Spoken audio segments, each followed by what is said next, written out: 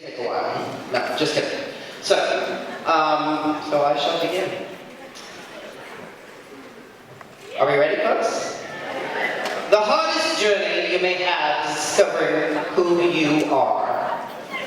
I know you all are understanding where I'm going with this. The pathway of this journey is not a road or a bridge. It's sifting through the complex web of your innermost being, right here. Sometimes you will confound yourself. Sometimes surprise yourself. Get angry at yourself. Sometimes even become disappointed in yourself. All the while, you'll come to realize just how complex and unique you really are. Taking up the self-appointed task is not about fostering your well-being.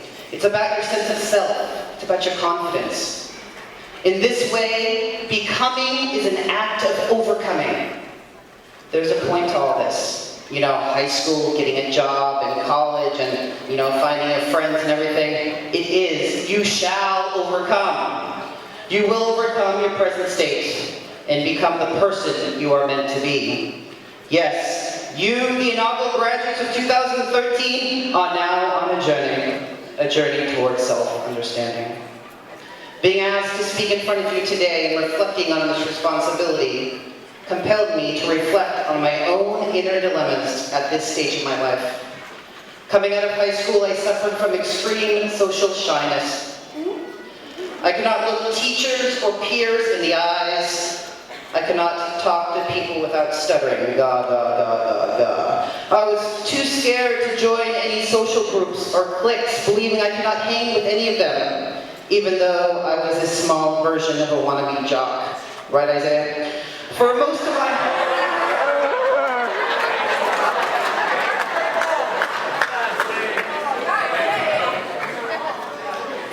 high school life, I hung out in the corner of the campus, stooped on the concrete, read books, did homework, and shied away from social interaction as much as possible. Many of you know that I come from a chaotic, broken, drug-infested home, a home life that deeply embarrassed and haunted me for a long, long time. Part of me was so scared to divulge my origins I did not speak about anything near and dear to me, lest my family life be publicly discovered. Now, I speak to you today. With sincerity of spirit, taught most of you the best I could, and no longer fear the ramifications of social stigmatisms, the judgments of others, and most of all, the potentiality innate to my sense of being and worth. I am a champion for this act of overcoming. It has helped me become the person I am meant to be. A teacher. Your teacher. At its very core, happiness, and this is what we're all striving for, right? Is following the demands which your spirit calls upon you. So I say, listen to yourself. Don't just listen once and call it a day. No. Listen over and over again. Then keep listening some more. When you read your favorite book, watch that inspiring movie, or hear that gut-wrenching song, you will discover layers of meaning through each new experience of it. Such life is. Such you are. Except for one important point. You are more special than any book, movie, or song.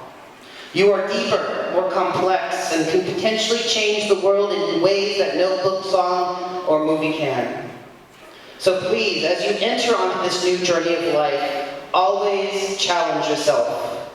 Remember that every new challenge is not about passing or failing. It's about new experiences, things that you can reflect upon, things that test your limits.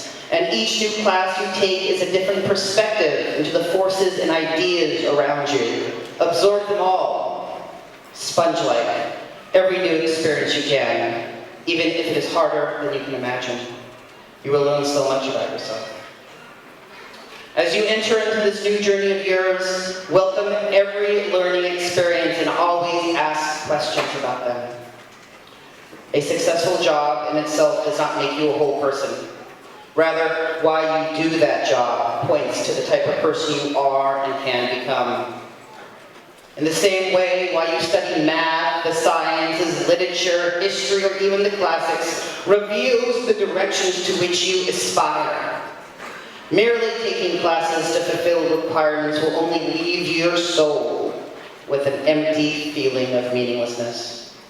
So yes, ask questions about the topics you study, find the joyfulness that curiosity brings, and continue searching for the subject and ideas which pertain most to your inner being, your special inner being.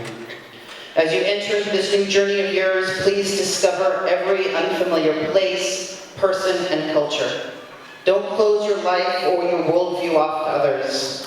Never for a second think you live on a lonely island. The world is out there, and a new discovery is a step and a question away. If you must, like Odysseus, build a boat to that new place.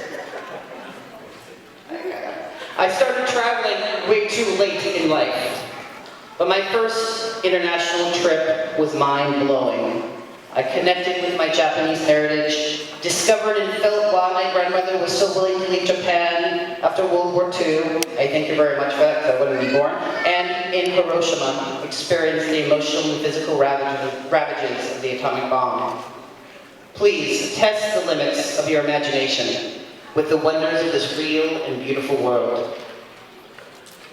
Now, your next step is college, and it's the starting point.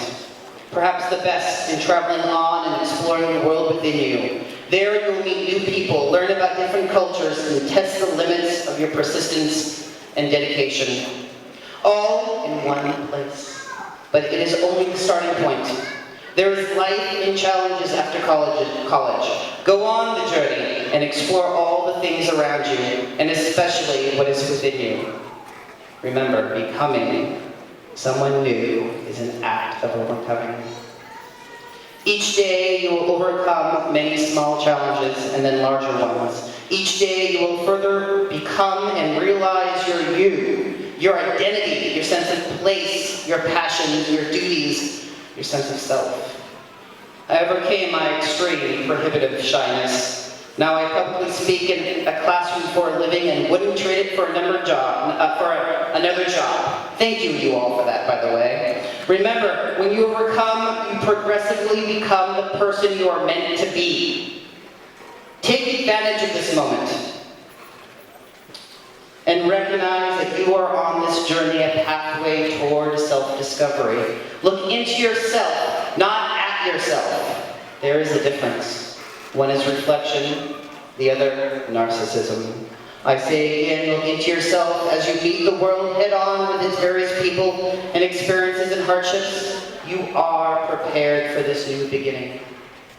You have so far succeeded. This ceremony is proof of that. The fact that I'm speaking to you today is testimony to it. So go out and keep succeeding and learning and exploring and discovering. When you leave Northside, you may not necessarily remember the speech or all your teachers or every fact from every class. You will remember, though, the emotions of being here and growing and how you have changed. Don't forget those things that made you stronger. Remember them for the sake of your self-understanding. And you will continue to overcome. Thank you for being the Northside class of 2013.